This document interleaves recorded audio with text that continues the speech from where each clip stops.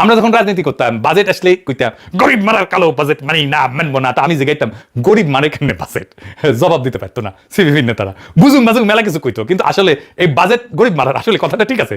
টাকা যা তোলা হয় বাজেটের, তা গরিবের কাছ থেকে বেশি তোলা হয়। এটাই হইতেছে বাংলাদেশের বাজেটের সবচেয়ে নির্মম অংশ।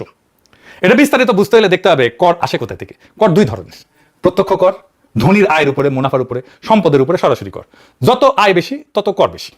আর পরোক্ষ কর, ভ্যাট শুল্ক, এটা পণ্যের দামের সাথে মিশে থাকে। একটা সাবান কিনলে ধনী গরিব সবাই একই ভ্যাট দেয়। গরিবের আয়ের অনুপাতে করের বোঝা বেশি পড়ে। বড় একটা সাবান কিনে যে ট্যাক্স দেয়, গরিব একই পরিমাণে ট্যাক্স দেয়।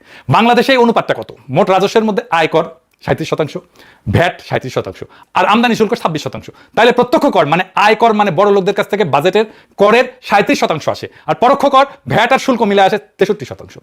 মানে দাঁড়াইলো রাষ্ট্র যত কর তোলে তার 2/3 আসে ভোগের উপরে বসানো পরোক্ষ কর থেকে, গরিব মানুষের উপর থেকে। অনুপাতে প্রত্যেক 1 টাকা প্রত্যক্ষ করের বিপরীতে 2.25 টাকা পরোক্ষ কর। পরোক্ষ করের কি বড় সমস্যা সেটা তো বলছি, জানেন।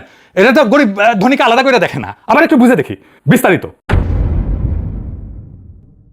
ধরেন একজন রিক্সা চালক যখন 1 কেজি চিনি কেনে, আর একজন কোটিপতি যখন একই চিনি কেনে, দুইজনই হুবহু একই ভ্যাট দেয়। কিন্তু রিক্সা চালকের কাছে সেই ভ্যাটের টাকাটা তার দিনের আয়ের একটা বড় অংশ, কোটিপতির কাছে কিছুই না।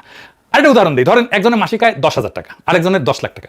দুইজনই মাসে চাল ডাল সাবান ভ্যাট সব মিলে ভ্যাট দিল 500 টাকা। গরিব মানুষটা আয়ের 5% চলে গেল ভ্যাটে, ধনী মানুষটার গেল 0.05%। 100 গুণ পার্থক্য।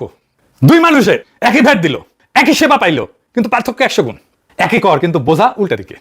যত গরিব তত বেশি বোঝা। এটাই পরোক্ষ করের আসল চেহারা। আর বাংলাদেশের রাষ্ট্র চলে মূলত এই করের 2/3। তাহলে গরিব মারার কর ব্যবস্থা না এটা?